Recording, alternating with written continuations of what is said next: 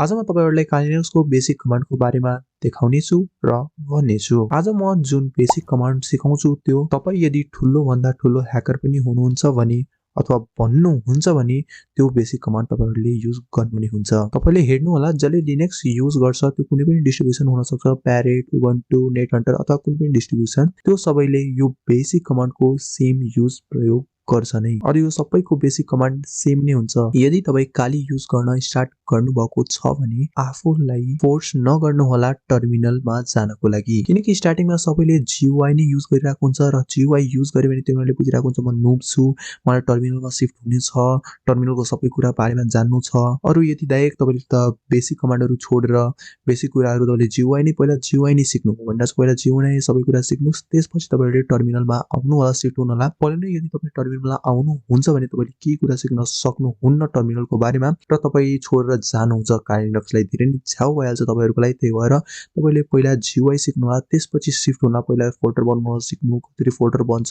टर्मिनलबाट होइन, डाइरेक्टली कमान्डबाट होइन, डाइरेक्ट तपाईले प्रेस गरेर एउटा GUI बाट गरेर हेर्नु होला, त्यसपछि तपाईले टर्मिनलमा आउनु होला, त्यसपछि टर्मिनलमा फोल्डर बनाउनु होला। त्यसरी नै मान्छेले बेसिकबाट सिक्छ, डाइरेक्टली जम्प नगर्नु होला टर्मिनलमा, नत्र त बोर भएर तपाईले छोड्दिनुहुन्छ लिनक्सलाई। डाइरेक्ट नजानु होला, बेसिकबाट सबै कुरा सिक्दै स्टार्ट गर्नु होला तपाईहरुले। सो हामी पहिला सबभन्दा पहिला बेसिक कमान्डबाट स्टार्ट गर्नेछौँ। एकदमै बेसिक कमान्डको यो भिडियो तपाईले यदि पुरा हेर्नुहुन्छ भने तपाईले बेसिक यदि केही पनि खालेको केही पनि कुनै पनि कमान्ड आउँदैन भने तपाईले सबै कुरा सिक्न सक्नुहुनेछ यो भिडियोमा। अब सिम्पली हामीले बेसिक कमान्डबाट स्टार्ट गर्नेछौँ। काइनेक्सको बेसिक कमान्डबाट यहाँ तपाईले हेर्न सक्नुहुन्छ मेरो अगाडि टर्मिनल, यहाँ मेरो विन्डो छ, यहाँ मेरो विन्डोज छ सिस्टम, अरु यहाँ तल हेर्न सक्नुहुन्छ तपाईले मेरो टर्मिनल, यहाँ काइनेक्सको हामीको टर्मिनल छ, काइनेक्स हो यो।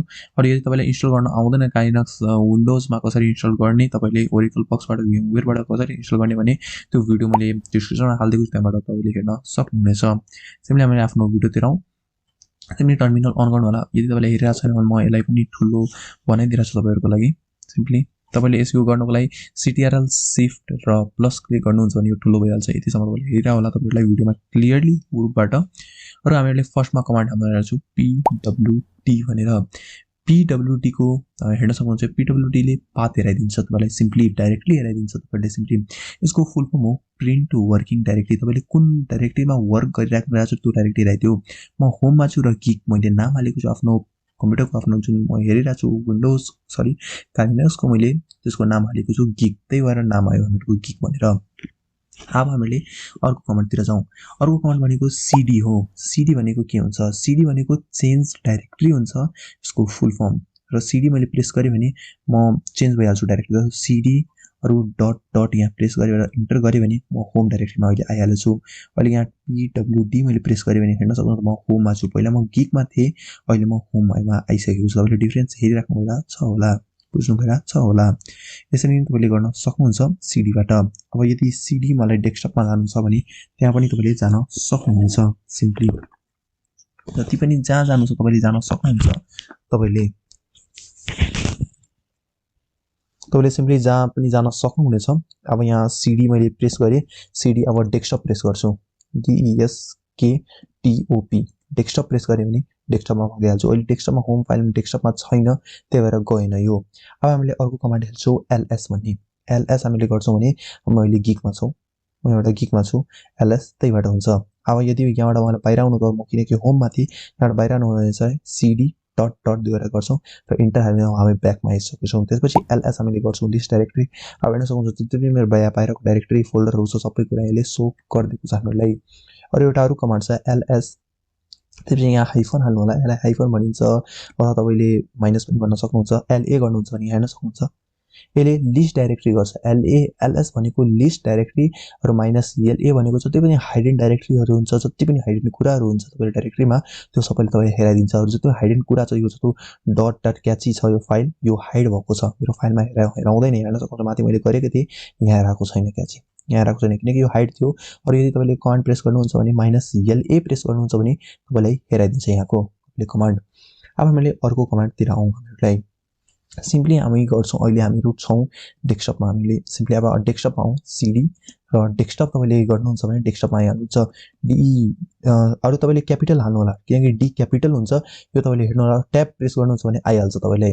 सिम्पली मैले अहिले प्रेस गरेको छैन डेस्कटप गर्नुहुन्छ भने डेस्कटप आइहाल्छ मैले सिम्पली त्यसलाई क्लियर गरिदिएँ अगाडिको हामीले जुन चलाएको थिएँ हामीले त्यसलाई क्लियर गरिदिएँ अब हामीले सिम्पली मैले डेस्कटपमा आएको छु तपाईँले हेर्न सक्नुहुन्छ यहाँ मैले डेस्कटपमा आएको छु तपाईँले सिडी डेस्कटप गर्नुहुन्छ भने डाइरेक्ट डेस्कटपमा तपाईँले आइहाल्नुहुन्छ आफ्नो डेस्कटपमा डेस्कटप गर्नुहुन्छ भने स्ल्यास गर्नुहुन्छ भने डेस्कटपमा तपाईँले आइहाल्नुहुन्छ अहिले म डेस्कटपमै छु त्यही भएर फाइल हेरेर छैन एलएस गरेँ मैले यहाँ एलएसमा 3वटा फाइल छ मेरो डेस्कटपमा त्यही भनिरहेको छ यहाँ माथि हामीहरूलाई त्यसपछि हामीले पिडब्लुडी गर्छौँ पाथ पनि हेर्छौँ पिडब्लुडी गर्छौँ पाथ हेर्छौँ भने होमको गिगको त्यसपछि डेस्कटपमा हामीले छौँ त्यो भनिरहेको छ मेरो रुट डाइरेक्टरीमा सिम्पली अब हामीले यसमा फोल्डर बनाउँछौँ सिम्पली एलएस गरेँ मैले सरी क्लियर एउटा अरू कमान्ड तपाईँले हेरिहाल्नु क्लियर यति धेरै बढिहाल्छ भने क्लियर गर्नुको लागि क्लियर गर्नु होला सबै हटिहाल्छ त्यसपछि तपाईँले MKDIR मेक डाइरेक्टरी मैले यो विन्डोमा पनि तपाईँले काम लाग्छ मैले विन्डोमा पनि हेरेको थिएँ तपाईँहरूले सिम्पली अरू यहाँ वेब मेक डाइरेक्टरी अनुराग लेखिदिन्छु हामीहरूको एउटा हामीहरूको डाइरेक्टरी बनिसकेको होला मैले त्यो पनि चेक गरिदिरहेको छु यहाँ हेर्न सक्नुहुन्छ एउटा हामीहरूको डाइरेक्टरी पहिला थिएन अहिले बनिसकेको छ अब यदि डाइरेक्टरीमा जानु छ भने चाहिँ लेख्नु होला अनि यो अरेजी लेख्नु होला इन्टर गरिदिनु होला म त्यो डाइरेक्टरीमा गइसकेँ एलएस गर्छु भने के छैन यो डाइरेक्टरीमा अब यहाँ यदि एउटा तपाईँलाई कमान्डको बारेमा यहाँ म सिकाउँछु तपाईँले TOUCH टच त्यसपछि म लेखिदिन्छु simply touch hello HELLO hello dot TXT म यो फाइलमा टीएक्सटी बनाउन चाहन्छु अनुराग खाली फाइलमा अब हेरौँ यहाँ छ कि छैन हेलो यहाँ आइसकेको छ हेलो डट टीएक्सटी ब्ल्याङ्क आइसकेको छ अब हेरौँ बनेको छ कि छैन यहाँ गएर अनुराग फाइलमा जाउँ हामीले अनि यहाँ हामीहरूको बनिसकेको छ ब्ल्याङ्क होला यो म खोलेर पनि तपाईँलाई देखाइदिरहेको छु यो ब्ल्याङ्क होला हामीलाई यो यहाँ हेर्न सक्नुहुन्छ तपाईँले ब्ल्याङ्क छ अब यसलाई मेरो अरू पनि गर्छौँ हामीले यस्तारै भिडियोलाई तपाईँले अन्तिमसम्म तपाईँले हेर्नु होला अब यहाँ हामीले यो अघि के थियो हाम्रो यहाँबाट यदि एउटा अरू कमान्ड भन्छु एक्जिट गर्नु छ भने एक्जिटमा क्लिक गर्नुहुन्छ भने यो हटिहाल्छ त्यही भएर अब यहाँ हामीले हेलो बनाए त्यसपछि हामीले अनुराग फाइलको भित्रमा छौँ अब तपाईँले एउटा अरू कमान्ड हेराउँछु इको कमान्डको हेल्प इको हेलो लेखेँ मैले इको हेलो लेखेँ मैले है हेलो त्यसपछि हाइफन मैले जस्तो ब्र्याकेट हुन्छ सो यो खालि दिएँ त्यसपछि यहाँ दिएँ त्यसपछि यहाँ हेलो डट टीएक्सटी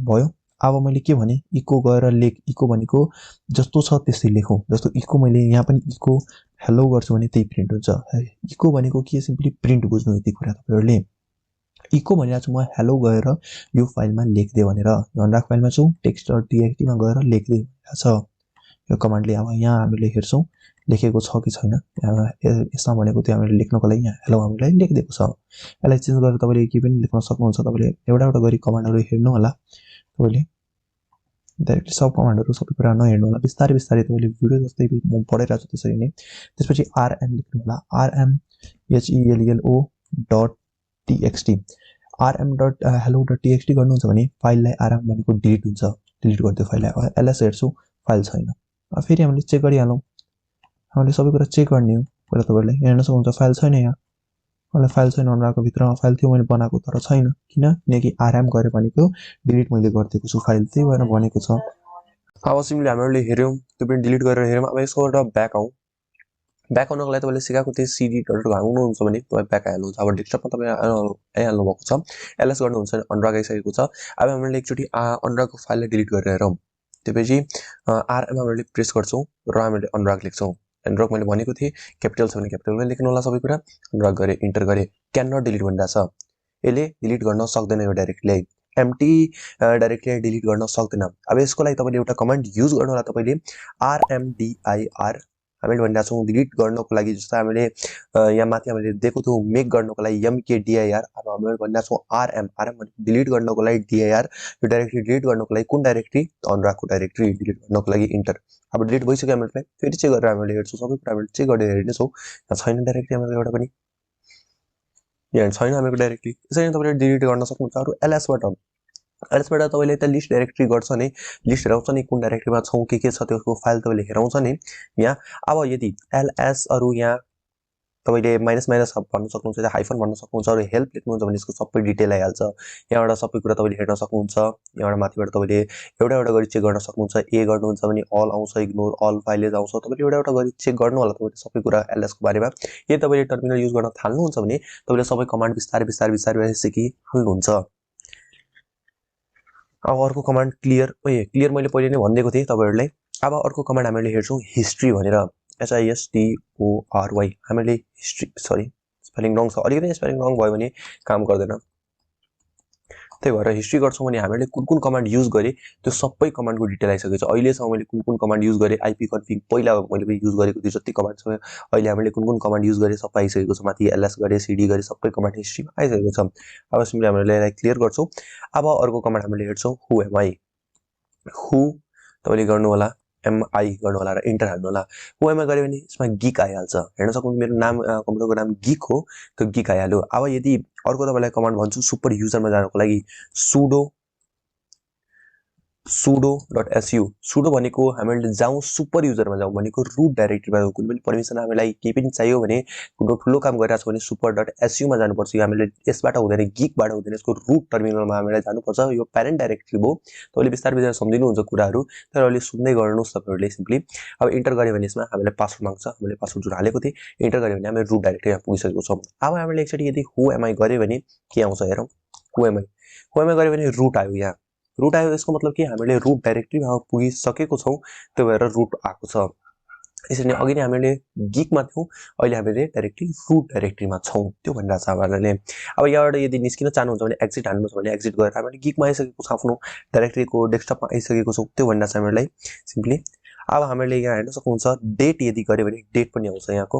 पहिला हामीले यसलाई क्लियर गरौँ अनि यहाँबाट डेट गर्छौं।